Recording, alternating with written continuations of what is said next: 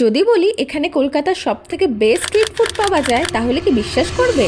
Hi, it's Momita. Welcome to the another episode of Exploring Kolkata. And today I will give you the best street food location out there. So make sure to save this video.